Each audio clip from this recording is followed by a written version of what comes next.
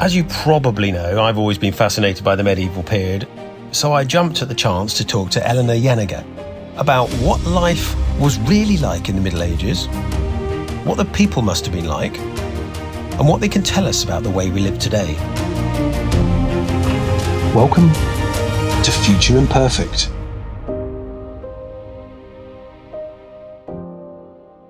What do you think modern people in particular get very wrong about the medieval age? And what do we make mistakes about in particular as far as you're concerned? I think that the biggest problem that we have in terms of the way we relate to medieval people is by thinking, A, they are very different from us, and B, they're stupid. That's kind of the biggest thing. So we are very much, what I always say is that if I ever meet the ghost of Voltaire, I will fight him. Because a lot of this has to do specifically with, ideas from the Enlightenment. And Voltaire in particular was on a big crusade. And he's like, the church is very bad. The church is very evil. And anyone who ever was a Catholic was stupid and bad and wrong for going along with Catholicism, essentially. And of course, one of the major features of the medieval period is that, to be a Christian in Western Europe, obviously not in Constantinople, is to be a Catholic. And so therefore, you can just write them off. Like never a thought entered their minds. And they're often kind of placed in opposition with, for example, Roman people. And it's like, oh, stuff was great in the Roman period. Everyone was very smart. It's absolutely brilliant. And then the Middle Ages hit, everyone forgets everything and becomes an idiot. And it's just not true.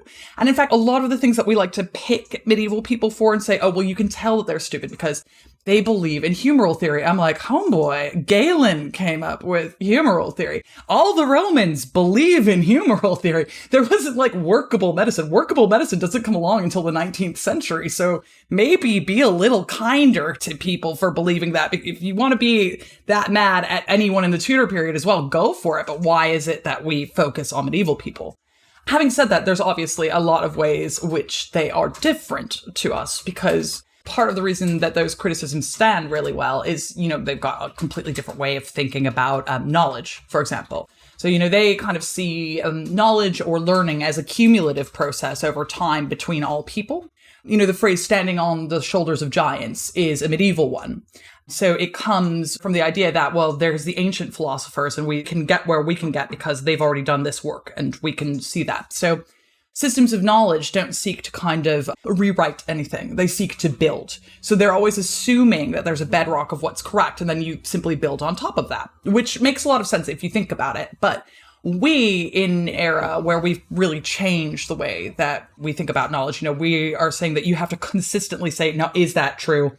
Go back over and over and over again and double check that this thing is correct. And sometimes you tear down an entire field of knowledge because you say that's not correct anymore. No, sorry, we've got this proof over here. We look at medieval people and say, well, that's nonsensical. I don't know how you could relate to knowledge like that. But what I try to remind myself of is that a lot of knowledge now is still received. For example, I know that germ theory is real because some scientists have told me germ theory is real. And I've just said, right, you are. Fantastic. Little bugs on everything, is it?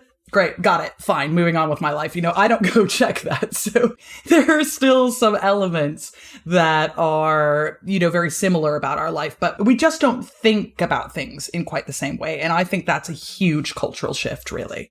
I did a video once on the Mappa Mundi, which was really interesting because this was a fascinating mind map in many ways. Yeah. People say, oh, it's not a very accurate map. But it's actually geographically accurate in certain areas, in the local area, the sort of Western Europe. And it gets more and more odd.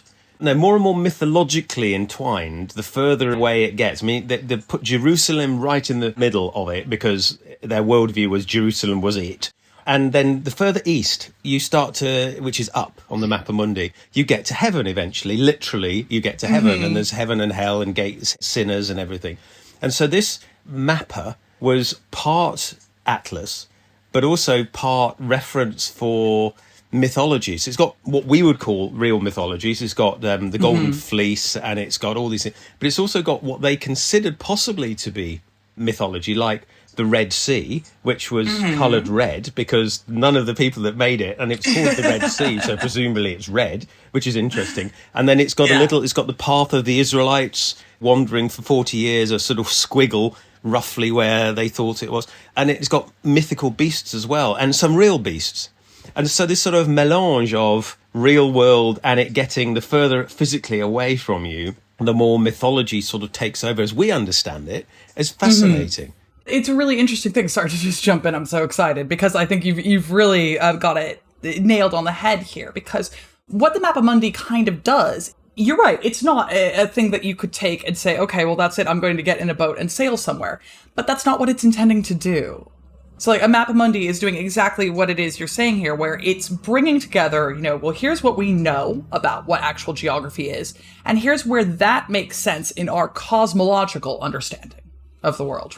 And, if you are some guy from, let's say, northern Germany, right? To you, an elephant is every bit as mythological as, say, a Blemier, who are the guys you'll see on Mappamundis and their faces in their tummy. They don't have a head. Or there's the sciapods who live in Africa and they have one giant foot that they jump around on and they will lay down and use it to shade themselves from the sun. And who's to say which of those things are real and not? If you've never left the continent of Europe, you maybe never left Northern Europe, right? But what it does is it positions Europeans in terms of how they see the world around them. And more specifically, really, they don't have a concept of being Europeans. They have a concept of being Christians. And they say, well, this is what the world is like. Here's how land works. Here's how, again, the mythology is all there, right? Because they very much like to have all of the Greek mythology, the Roman mythology. They're going to take all of that, right? But they're just going to put some god on top of it, right? So you can have the golden fleece, but then you also have to have heaven to be like, but just to be clear, we are not endorsing Zeus, something like that. So this is how you bring all of history together along with theological worldviews in order to have a map of how Christians see themselves in the world. It's not a map of the world per se, but it is a map of society in another and more interesting way, I would argue. Yes. I sometimes liken it to sort of almost a mind map. When you're studying a subject and the subject's in the middle and you can draw little lines off it, and some of them are tiny details, some of them are big sections. And of course, there is a slightly more practical side of it as well, which was it was a tourist attraction. Yes. It was a way of visiting places without visiting them. Obviously, cathedrals needed money, and there's an awful lot of physical investment in cathedrals, and obviously they're praying for people's spirituality, but you also needed money. And as more things you had, there was, I think it was at Hereford Cathedral, there's a shrine of St. Thomas there who cured wounds, and you could stick a wounded limb into the shrine to get it cured. You could buy a wax model of your bad foot and take it into the thing and hang it next to the sanctuary and pray for it. And also then you could go and have a look at the Mappamundi on your way and pay some money. It was almost like a theme park, a religious theme park in many ways. So there's obviously the spiritual side of it, but there's also the journey and the more prosaic souvenirs. And as you know, souvenirs are really important for the medieval mind. Medieval people do travel. There is this tendency to think, well, you're born on a farm and you die on a farm. And that's not necessarily the case. People go on pilgrimage all the time, and really normal, average people go on pilgrimage. Now, I am not here to tell you that every single person makes it to Jerusalem, which is everybody's goal. But, you might make it to the local cathedral or not the local cathedral, right? You might make it, if you're from Hertfordshire, you might make it to Canterbury, for example. And that is what is so great about having a Mappamundi too, because, you say you've gone on this pilgrimage of a couple 100 miles, and here you are, spring break, woo, you're having a great time. And then you get to see a Mappamundi as well. And you're like, yes, I am very worldly. I am connected in with the conception of travel. This is what the world means to me. And I think it's also really interesting when we think about like the little wax feet and stuff like that, is that this is also something that medieval people have in common, again, with Romans, which is that Romans had the exact same medical practice, which is like, oh, is there something wrong with you? You should go pray to a god. And we have lots of little kind of plaster body parts and things that you would go and you would leave them at whatever shrine it was and have a little prayer. So there isn't really a huge difference in terms of, medicine not so workable. So, prayer is as good as anything else. Yeah, they were quite good at the, well, not good, but they had practical battlefield surgery and things like that. But I think for chronic things like bad back or anything like that, I don't think there was much they could do about it, but apart from pray. But for things like slashes to the face and the arm and arrow wounds, there's quite a lot of practical experience. Yes, it's really interesting. Surgery is the thing they're quite good at. Yeah. They can do ocular surgery. They can do surgery on rectal fistulas, which is extraordinarily difficult. They can do all kinds of battles. They can reset a bone. They can do the sort of practical, if you need to put two things back together, they can figure that out really well.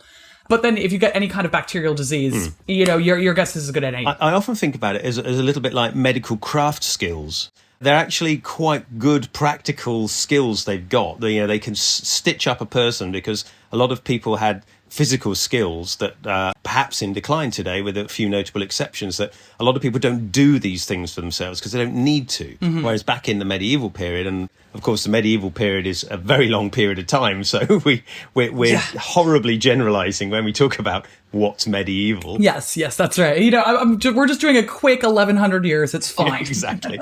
And I think craft skills and awareness of what bodies were like came with the territory. If you were butchering your own meat, you kind of get an understanding of what's inside animals, and probably inside people as well. And sex, sexuality, and childbirth was incredibly risky, and infant mortality was surprisingly high. And so the tragedy of life and the physicality of it, I think, was an ever-present thing. And I think apart from a few places today in the world, one of the biggest things is the realization that most children in the Western world anyway will grow to adulthood, whereas it was probably 50-50 in the medieval period.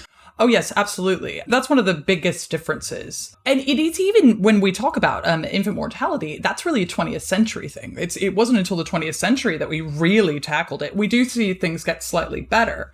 But, go to any of the Magnificent Seven here in London and see the number of small children who are buried, and they're Victorian.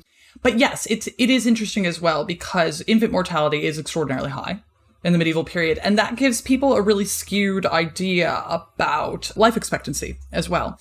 Because, one of the big myths I hear over and over again is that, you would be an old man if you were 32 in the medieval period. And we're like, no, because what the people are doing is they will hear the average life expectancy. And the average life expectancy works out to be about 35 or so.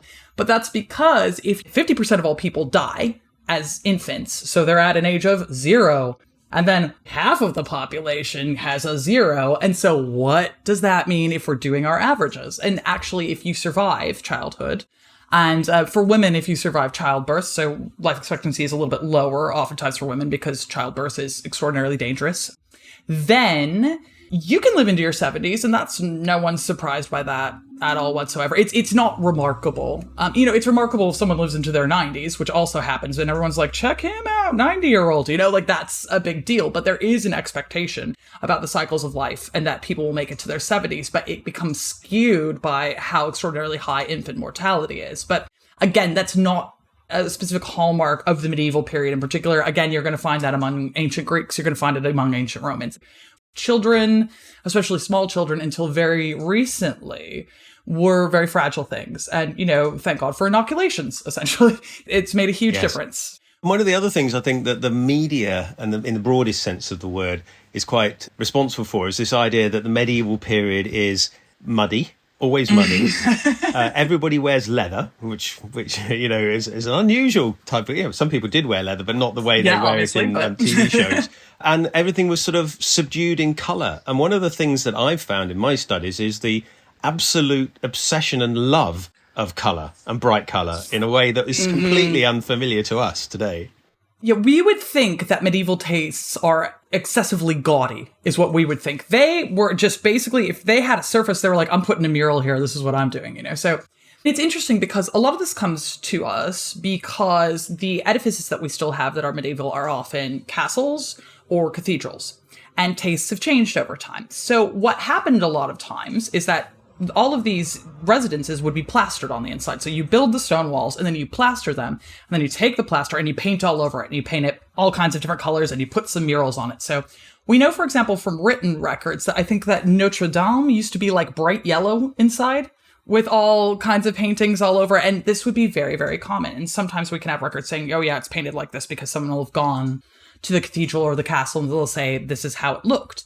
But obviously, plaster kind of sloughs off over time, and tastes had changed too. But also the way that our relationship to the past has changed. So, for example, it's the same. The same is true of Roman statues. We think of them as being these white marble things. They were all extraordinarily brightly painted in this way that we would not appreciate. And to the point where there was a specific Victorian interest in both medieval and Roman things.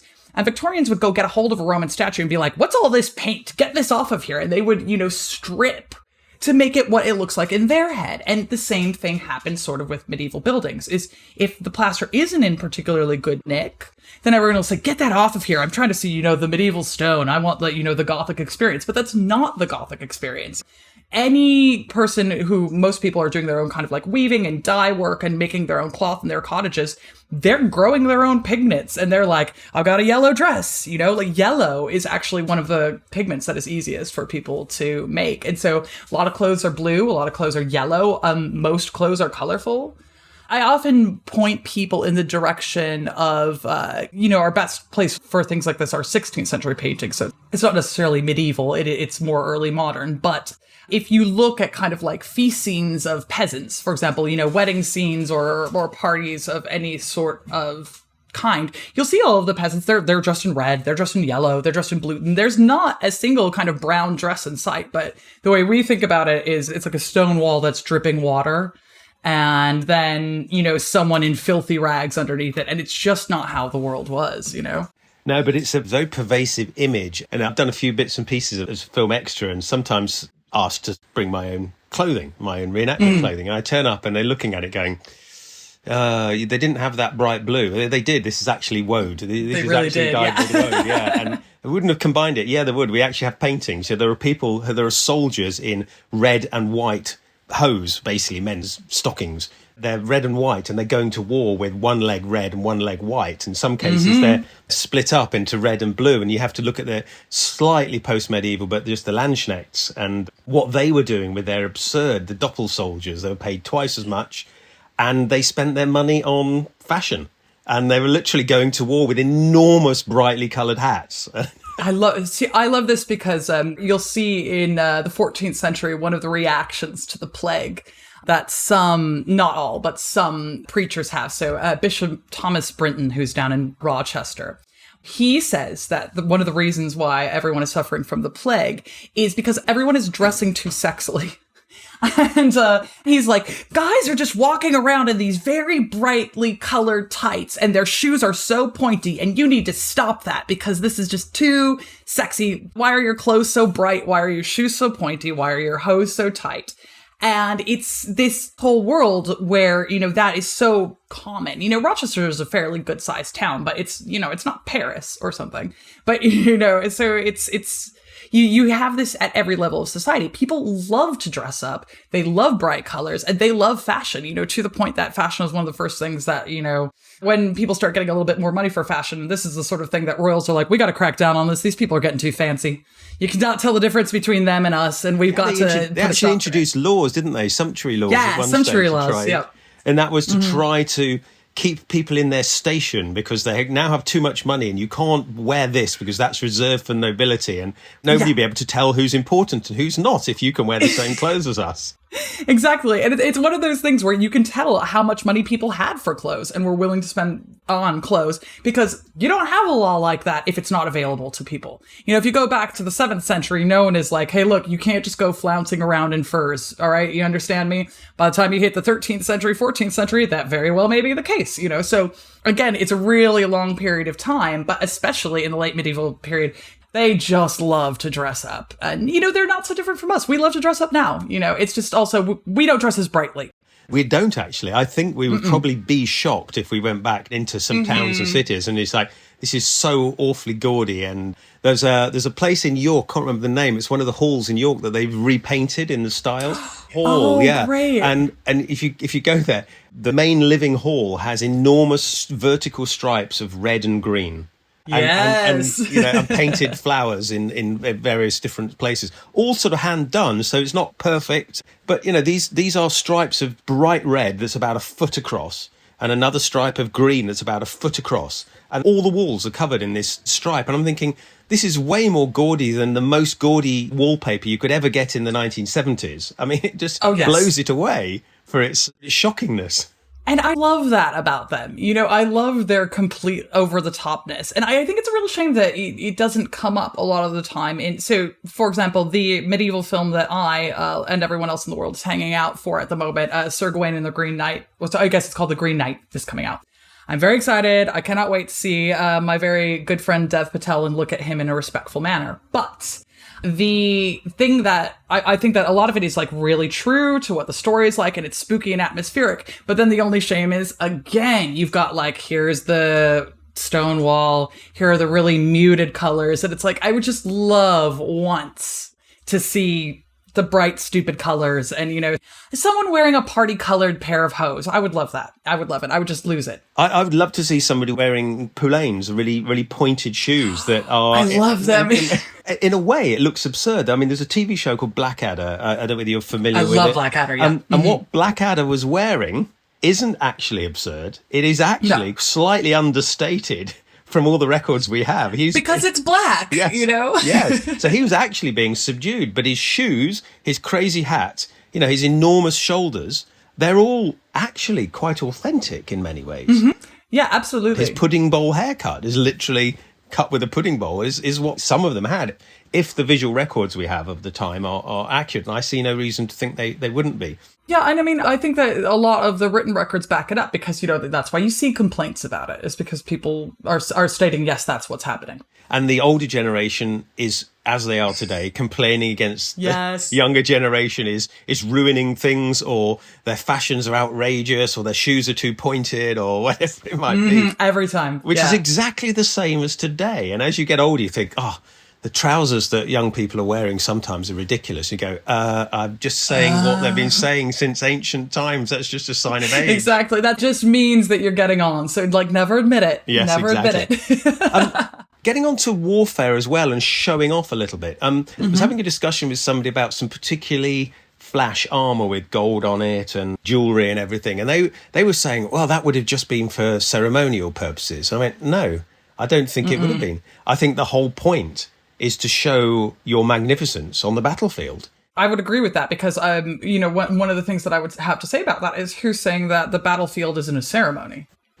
Part of what you're kind of doing when you're out there, especially if you are from the sort of echelon of society where you have access to a suit of armor like that. What I often liken medieval warfare to, especially for extraordinarily, you know, well-to-do people, is I call it like rich guy tag.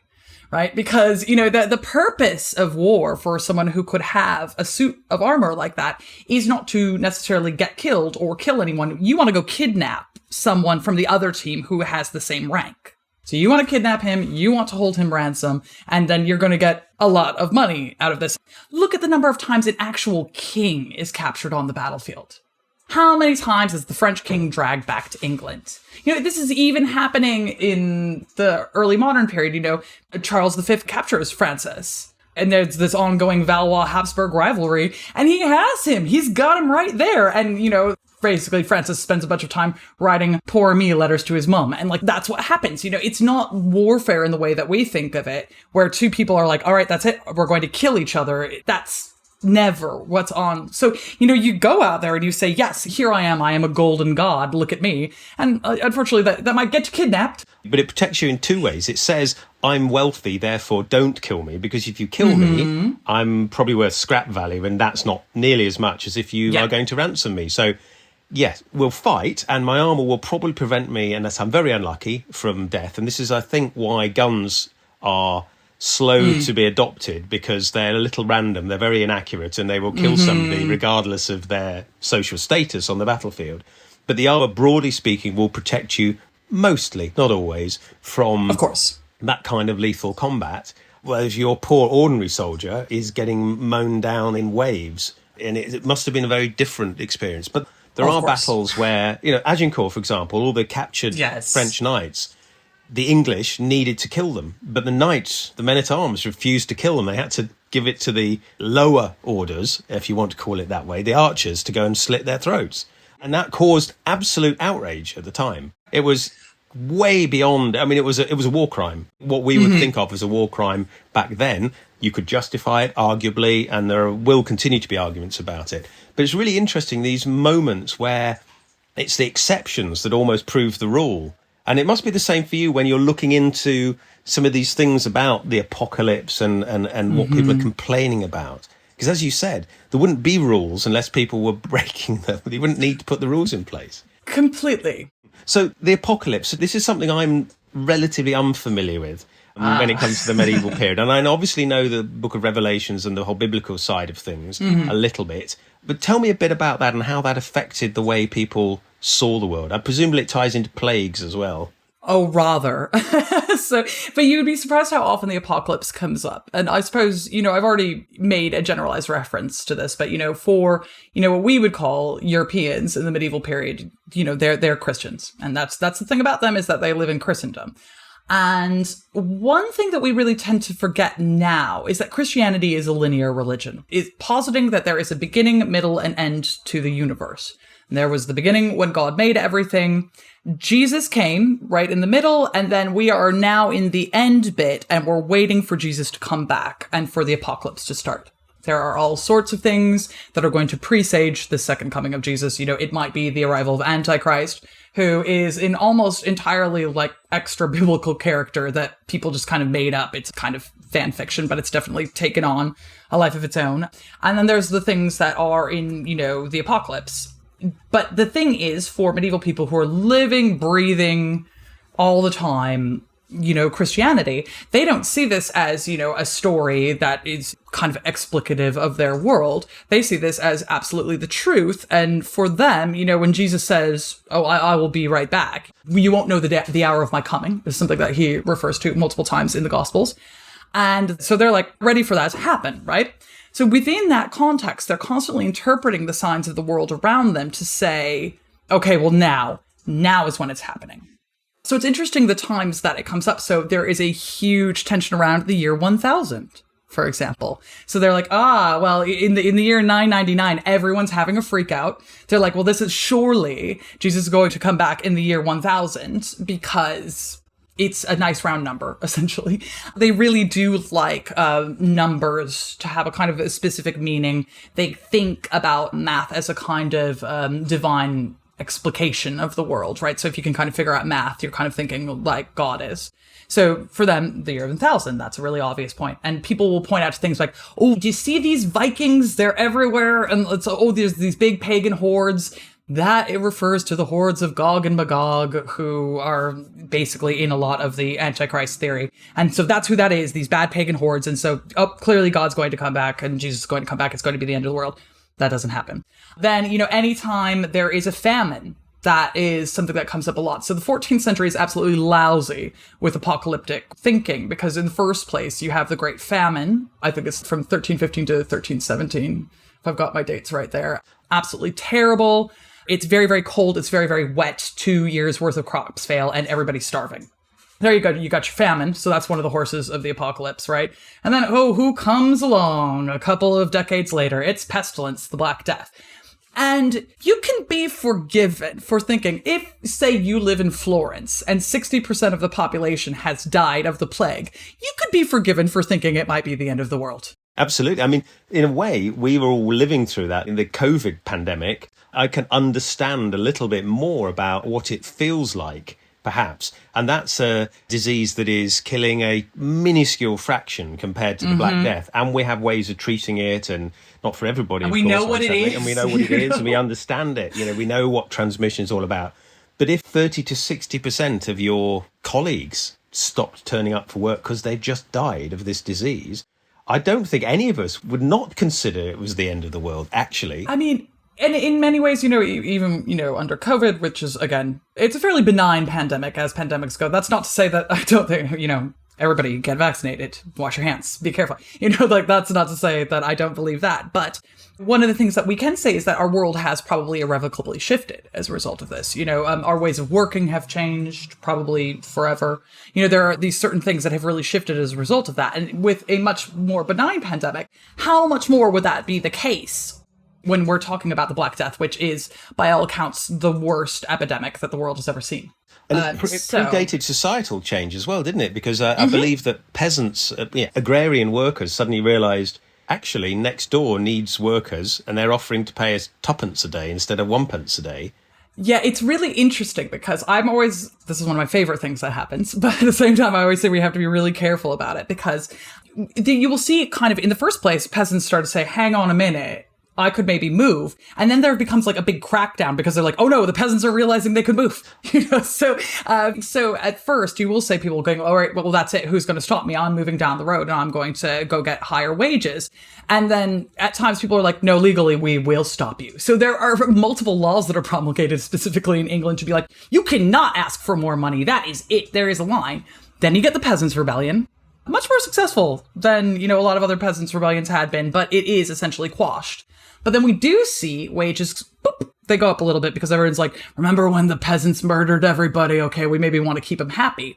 But then they stagnate again for like another 150 years. So it's this really interesting push and pull because although I love the peasants' rebellions, I love peasants generally. I'm a big champion of ordinary people in history because I think that everybody is the most interesting people. But what I think we can really learn from this is what they definitely do is shift the way that people think. So again, you start seeing laws saying you can't pay peasants anymore because someone's getting paid more, right? Again, you wouldn't have a law about it if it wasn't happening because you simply didn't need to before the 14th century. There were plenty of peasants. No one needed to worry about that. Suddenly you're out of peasants. They start realizing their worth. And the shift that it causes also means that peasant rebellions never kind of stop after the 14th century. There is, in kind of like recorded memory, up until the 14th century, you only have a handful of peasants' rebellions. They're very, very few. And then after the 14th century, they just start happening over and over and over again. And we see as many in about 100 years as we have written down for like the previous 1,000. So something really shifts in terms of public consciousness after the Black Death. So even if they aren't necessarily what we would call successful, even if we don't say that, everyone's standard of living rises and continues to rise, what we do see is people saying, well, you know what, actually, I'm not going to take that this is the way that the world is and there's nothing that I can do about it for granted. I'm going to go out and test if this is still the case. And that is something that we can definitely see shifts completely, until you get stuff like the French Revolution a few 100 years later. Yeah, how did the church react to people getting, how they would say it, uppity? Did they say, but your place is given by God and therefore you're somehow rebelling against God by wanting to be something other than a agrarian worker? This is a really interesting one because, the church, for the most part, especially at the higher echelons, is just drawn from rich people.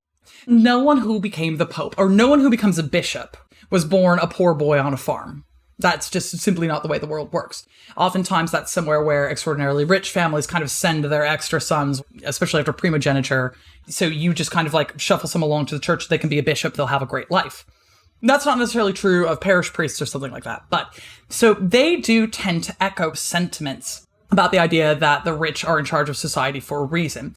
What the church tends to say is not necessarily, oh, well, this is your status in life. Get used to it, you pleb. It's not so much like that. But what they tend to say is, well, none of this really matters. Your next life is what matters. But there will be all kinds of interesting ways of interpreting that. So, for example, I was reading yesterday a sermon by Humbert of Romans, who is telling other priests how to speak to people with leprosy. He says, people with leprosy, they're mad all the time because they have leprosy and they're so upset with God. And, they might turn to sin instead of what they should really be doing, which is being really prayerful and focusing on the fact that, oh, well, in the next life, which is the longer one and the real one, they'll be fine as long as they get their soul together. So they should focus on that. And then he compares them to Job from the Bible, who suffers a lot. And he's like, well, didn't Job suffer much worse than you, as someone with leprosy? Because Job was really rich and then he lost everything he had. So that's worse than if you're poor and you lose everything. That's not as bad as if you're rich and you lose everything. And if you have leprosy and you get sick, that's not as bad as something bad happening to a rich, well-bodied person. And he literally just puts it down there. And I was reading it like, Humbert, What are you talking about? You're just saying that, like, in theory, just so you know, some rich guy who lived 100 years ago had it worse than you because he was rich. So have you considered that? So there is that kind of way of thinking. But what the church really tries to get everybody to do is focus on the next life. But part of the reason that they do that is because they're drawn from these very high echelons of society, and they have a stake in the matter. It's not quite as much as you see from,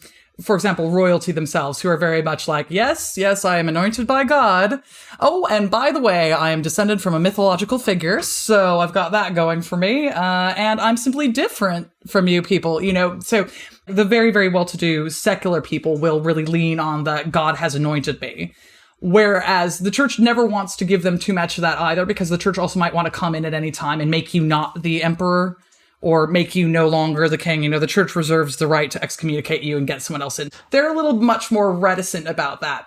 Their focus is the next life. But I wondered whether one could chart a sort of philosophy of thinking of the sort of the Peasants' Revolt, the Black Death, people starting to realise their worth, all the way through to the schism in Christianity, where you do start to have parish priests who don't think things are anointed. It's clear that stuff is a bit random. And it eventually, after several hundred years of thought and sort of shuffling of social conscience, you get to the stage of the rejection of the sort of Catholic Church and the rise of the Protestant Church. Oh, I mean, this is my bread and butter. So, this is very exciting to me because, again, this is one of the apocalyptic signs that people point to, the Great Schism, and, having your Pope and your anti-Pope in Rome and Avignon. I think the highest number of popes you ever get is 3. They tried to get, at a point in time, they were like, all right, look, we're just going to cancel out the Pope in Rome and the Pope in Avignon, and we're just going to elect this new Pope, and then he's going to be the Pope. But then, obviously, the Roman and Avignon popes were like, no, we're not going to do that. So then you had a third Pope in Pisa for a little while.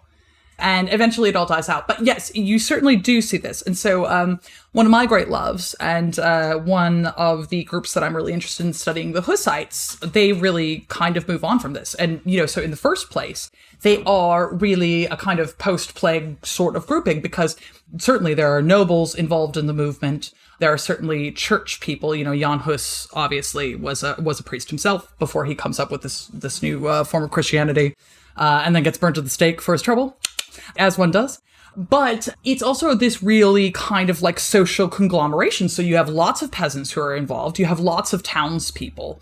Some forms of Hussites, so for example, the Taborites, who are focused on the Bohemian town of Tabor, they kind of try to start a form of communism along with their Hussitism. So what they're saying is they take a very kind of an interpretation of Christianity is that society should be equal and there's enough stuff for everybody.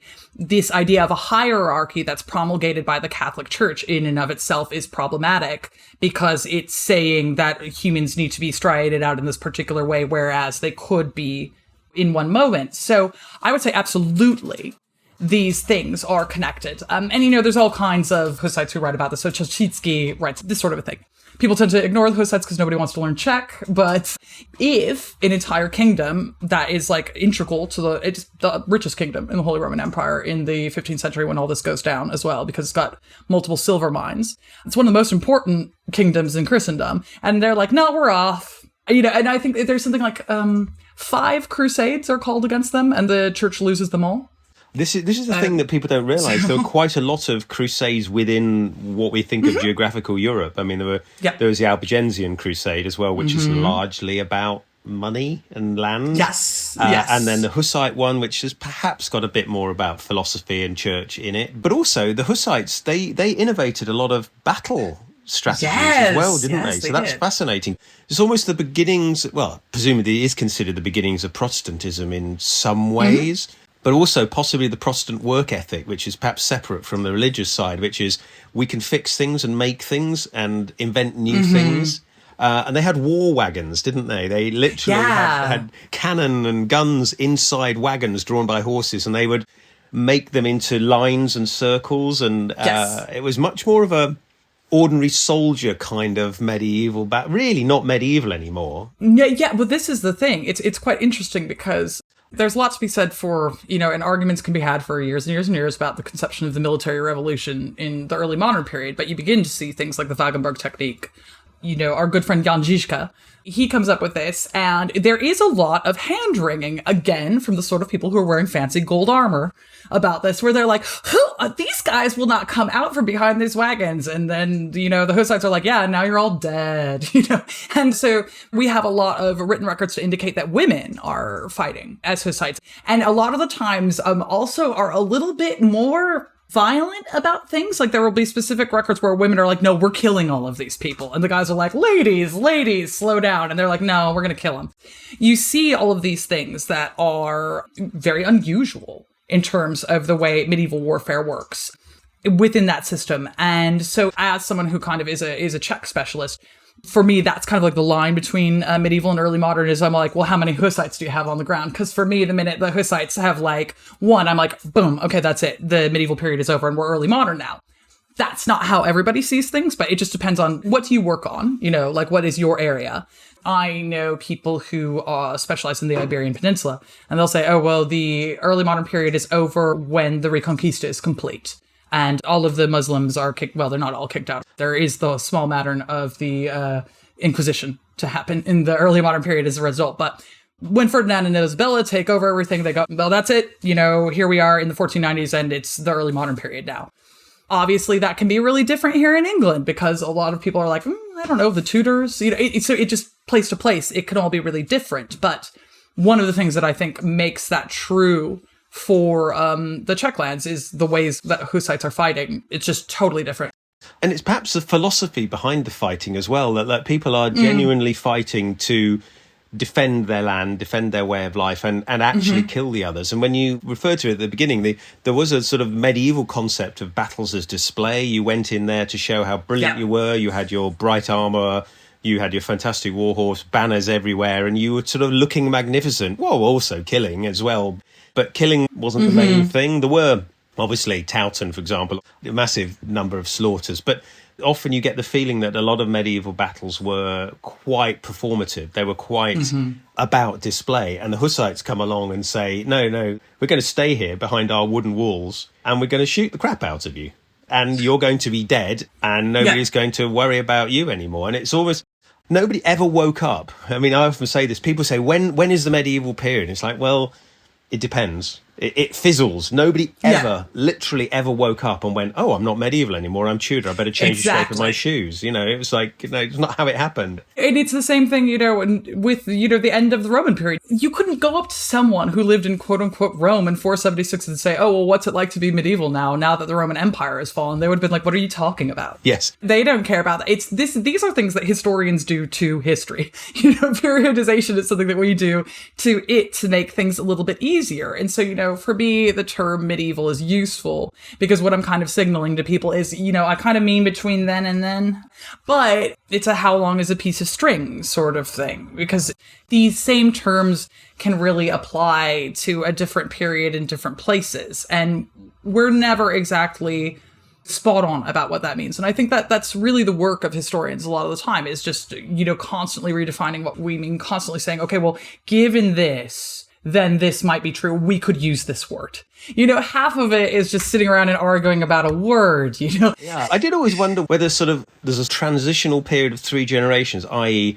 you have children who remember you and remember growing up with you in a certain way, and then they have children and they remember you telling them about stories of your grandparents. And then by the time you're the 4th generation, your great-grandparents are so far in the past that it's not really relevant anymore. And I wonder whether one could ever look at things like that as just like, to go from Roman to medieval would have to be at least 3 generations before anybody went, actually, I am slightly different than my great-grandparents, when they self-realise it. But you could also look at technology as well, can't you? So, for example, I'm fascinated by the slow adoption of black powder guns. They appear as handguns in sort of 1380s-ish, but don't really form a decisive component of warfare for another 100 years, 150 years, possibly 200 years. Why? Were they expensive, unreliable? Well, we know they were noisy and unreliable, so... Yeah, there's something, I think, because they're quite expensive and unreliable. I think that they, again, kind of get into the sort of the medieval way of thinking about warfare. So, one of the things that you're doing in terms of display is also showing your prowess, right, on the battlefield. So if you're a king and you get into it with another king and you best him and everyone is like, oh, wow, he has got pike skills, or something like that, then this is something that very much like adds to your fama, your reputation. A gun, there's no skill as of yet, right? Because they're just not accurate enough. So it's not one of those things yet. Obviously, it does become a thing where being a marksman with a gun is considered a skill. But because you can't be a marksman with a gun at this point in time, it's almost like, well, there's nothing you can brag about. There's nothing there that you can say, okay, well, I am a really expert military tactician, and you can see this. And we do see, obviously cannon become much more popular before individual guns do. And that's because, well, you don't need to be that accurate, do you? Just shoot at that big lump of men there. Exactly. Yeah. And so I think that it is the kind of one-on-one-ness, that it's the more personal nature of a gun combined with the fact that there's no way to show off about it, if that makes sense. Yeah, literally no bragging rights. Somebody's dead with a hole in them from a piece of lead, and nobody really knows who did it, and it's sort of all over, and there's nothing to write a saga about. You can't imagine the Vikings writing about, Olaf was shot, Exactly. Vikings want to write a saga about a 3-day punch-up with a half-dead man. That's what they want, and there's no glory. Olaf stood there in his medieval armour, and then somebody shot him and he fell down dead. That's not a saga. Who shot him? We don't know. Were they aiming directly at him? No, they were aiming for Snorri. Oh. It's the opposite of heroic in a way, isn't it? It is. Yeah, I was going to say, because you wanted to talk about jousting a little bit, and jousting obviously was a display of wealth and skill that was done quite a long way post-medieval. The Tudors were jousting, and in Elizabeth's time they were jousting as well. So it kept going for quite a long time, and it appears to have been very popular. Yeah, so we kind of see it begin to take off, like tournaments in general start kind of taking off again in the late medieval period, which, so the 14th century, this is a big thing. So if, say, you want to get on the good side of the people, one of the ways that you can do that is by holding a tournament. So, for example, when Princess Anne of Bohemia comes over to marry Edward and become the queen here, everyone in England is really... They're not particularly pleased about this because basically Princess Anne being Bohemian and an empress, bless them, the Czechs didn't even know where England was. They were like, who? Who's that? Yes. What's in English? Basically, Duke Spitznav had to go check out that England was a real place. And they're like, do they speak any languages? Oh, God, no. They've got French, and then there's this other, I think they say it's English. I don't know. And everyone was like, well, you shouldn't be sending an empress over there. That doesn't seem right. But they were trying to make some inroads in order to flex on the French. And so it happens. The downside of this is that for English people is because Bohemia is so much more important, Princess Anne doesn't have a dowry because she's married massively down. The English are furious about this, but it ends up being a famous love match, interestingly. And one of the things that Anne does in order to win everybody over is she holds a massive tournament for a couple of weeks. She's like, look, okay, I see that you're all mad. I'm paying for a tournament. And everyone just loses their minds. And it's very distracting for them. And they love this. So it's just kind of like, everybody sort of gets the day off work, market vendors notwithstanding. They make some very good money because everybody wants to eat, while they're seeing the tournament. Everybody gets drunk. They have a bit of a makeout with a stranger and they have a great time. There are some rich people who are in armor. That's great. That's kind of the main entertainment, but it's sort of everything that's around it as well. And again, we see a lot of sort of hand-wringing on the part of the church about tournaments. They will say things like, well, there is a possibility that you could die in a tournament, and you're doing it for no reason, right? You're just doing it to be a show-off if you're a knight. So this is kind of tantamount to suicide as far as the church is concerned. So for them, if you die, they say, well, you'll go to hell, you'll go to purgatory. And you'll need to earn your way out if you die in a tournament because you are recklessly gambling with your life. For what? So that everyone can have a good time? But the rich people are like, yes. We absolutely are. And everybody loves that. It's actually one of the only ways that royalty and nobility have to make inroads with the common population. It's bread and circuses, right? Only instead of circuses, it's tournaments. But it is a specific late medieval thing. It's kind of like late 13th century to the 14th century. This isn't something that's going to come up in the 9th century, for example. It's just there's no real idea of things in the same way. I always wondered whether the, quote, ordinary people actually quite liked watching the possibility of the nobility killing each other. I bet. I imagine the guy who won't let you move down the road, or the guy you have to pay a fee to in order to get married to the person that you want, like it gets knocked off his horse. You're like, yeah, have at it. That's great. Everybody would have been drunk. Everybody would have been, God knows what would have been going on, but it was like the most massive open air festival for days. Mm-hmm. Everybody's letting off steam. The rich people are potentially going to kill each other, which is even more exciting. Displays of wealth and chaos is going on. It must have just been, think of the most impressive music festival you've ever been to, and add some combat sports, add it multiple days. I mean, it's like Glastonbury, but much, much tougher and much more unusual.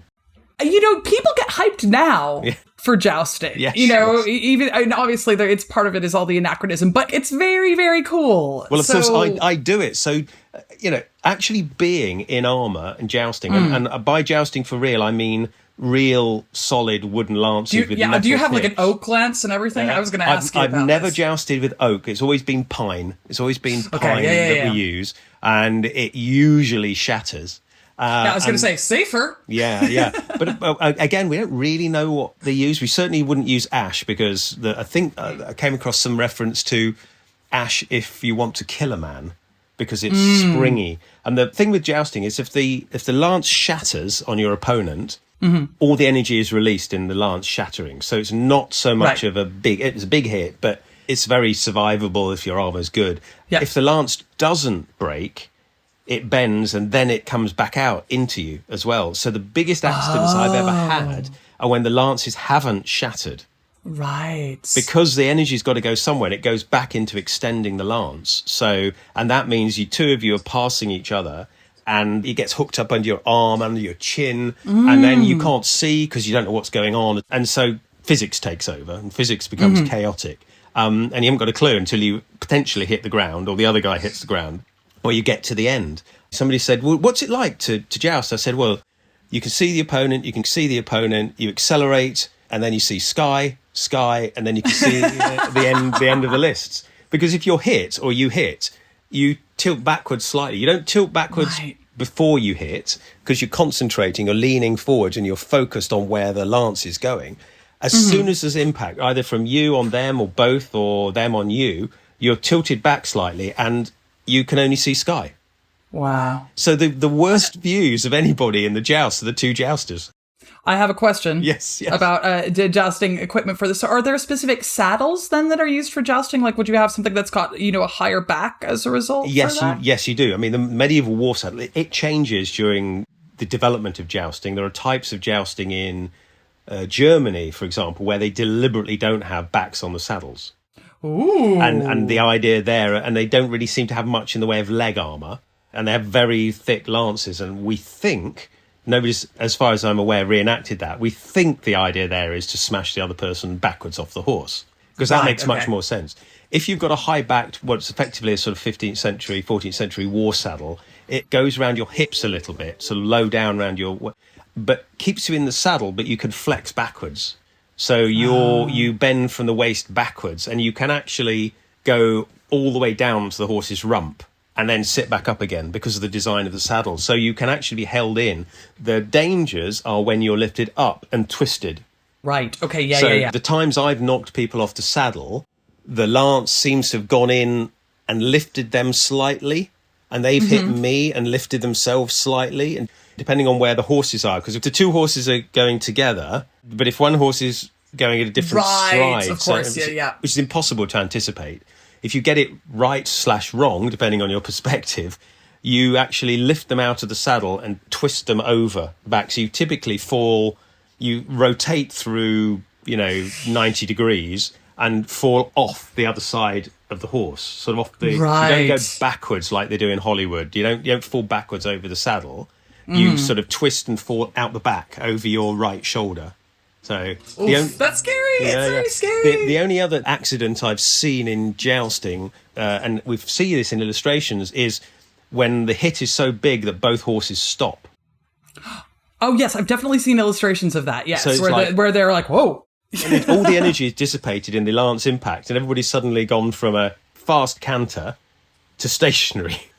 And everybody's very surprised. And one guy I saw doing it was so surprised that he leant forwards and fell down on the left-hand side of the front left-hand shoulder of his horse, because his helmet was so heavy. He wondered what had happened. He leant down and he kept falling, and he fell down on the left-hand side, which I've seen in an illustration. I can't find it recently, but I've definitely seen somebody falling forwards on that side, and I was very curious as to how that would happen. But the physics, it seems to occasionally happen, which is really interesting. See, this is the thing, right? I am someone who just like sits around doing medieval history all day. And I am absolutely fascinated by this. Like, if I came upon, if someone said, oh, by the way, there's going to be like a days-long jousting match, I'd be like, well, I guess I'm dropping everything. This is what's happening for me. And I would be the person who would, in theory, be kind of like most blasé about this. This is so cool. This is so much fun.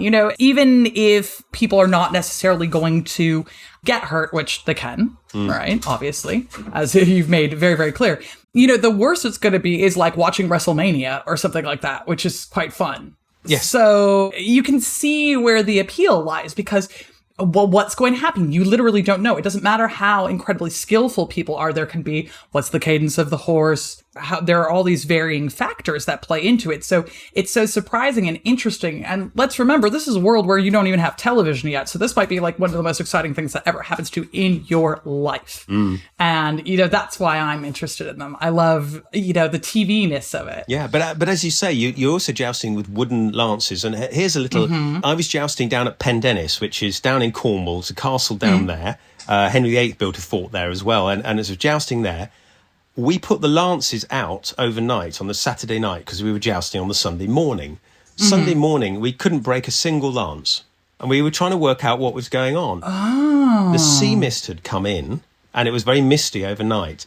And the wood of all the lances, rather than being kind of brittle and dry, had got soaked in the mist and was very slightly damp. And it didn't break. I've got pictures of the lances bending through 90 degrees and straightening again. And it was so frustrating. It was only afterwards when we thought about it. What was different? It was the atmosphere, the fact that, well, it hadn't been rained on, but the mist had soaked into the wood sufficiently to make it more flexible. And this would have happened back then. If your lances were out in the rain, if your squire hadn't bothered or got drunk and hadn't put your lances away in the tent properly, you come in the morning and they're flexible and they're really annoying. And all these little tiny things, suddenly you realise quite a lot of skill went into the preparation, the ground crew, the people supporting the knight to do his jousting. These days we have tiny crews, really, but if you were nobility, you would have dozens of people looking after you. Yeah, a whole retinue. You literally, and they would be very proud of you. You're the point man. You're the lance. You're the one who's getting all the show-offy stuff. But you've got this ground crew, this pit crew, much like Formula One. Yeah, the drivers get all the platitudes, but there's a huge amount of technology that goes behind it and engineering. Of course. And it is that engineering that kind of makes this possible. And it's the very similar spectacle as well. That people who are interested in it, the majority of people who watch Formula One, they're never going to get in a car. No. Right? You may drive a car, so you've got some idea of what it might be like. So it's the same thing with jousting. It's like, well, yeah, you may ride a horse. So you've got some idea of like one of the aspects, but that this is like so far and beyond and away from what your ordinary expectation of life is, that's what contributes to the theatricality of it. And you liken it a little bit to sort of wrestling, professional wrestling, which is physical, but is also, as I understand it, partly scripted. Somebody's got to win. How dare you? So I'm led to believe, Yeah, exactly. Yeah. I mean, so obviously it's not scripted in that same way, but, you kind of have like your team and, especially in the kind of early modern period, you get into some of the 16th century, the outfits that they wear and the incredible armor and, what the horses will be wearing. And you're like, oh, okay. You have that same kind of level of pageantry. And you do kind of have the almost scriptedness of wrestling in that, you've got these teams and narratives emerge from it. But these people are all within the same social circles. They don't hate each other. They want to joust each other, right? So So it's like, it's one of these things where everybody's agreed to sign up for this kind of mock combat. And I mean, it's only mock in that, no one's trying to kill anyone, but it might happen. Same thing with professional wrestlers, is they're doing really extraordinary physical work. And, it is a sport that is real. Like, in order to do those things, everybody has to be working together. They have to practice very hard. But, it's for the benefit of everybody. They're aware of the spectacle. They're very aware of the spectacle. I'm aware that in some museums, again in Germany, they have things like clockwork or explosive charges and elements to the armour that if you hit it in the right place, the thing sort of shatters and goes off in a spectacular way. So they were genuinely designing armour to be spectacular when struck, which is fascinating because it shows you people spending hundreds of thousands of pounds on looking great in the joust. And so it must have been important, an important spectacle to see. So humanity hasn't really changed. This is one of the key things, I think, for both of us, is that if we went back into the medieval period, we'd probably be fascinated, but more or less the same people that we are today, perhaps. Yeah, oh, absolutely. Was there anything you wanted to round up with? How do people find out more about, you've got your book. Are there any other ways of sort of finding out about your work that you want to share? Yes, absolutely. So I've got a whole blog, which is going-medieval.com, where I write basically essays about whatever takes my fancy, really. But it's usually things where how stuff that happened now is like a medieval thing. Spoiler alert. But there are any number of things on there. So I've got essays about how medieval people bathed is the one that I end up getting everyone to read. It's very important to me. But it can be either that or, I've got things about the Antichrist. I've got things about sexuality. Check it out. I'm also on Twitter at Going Medieval.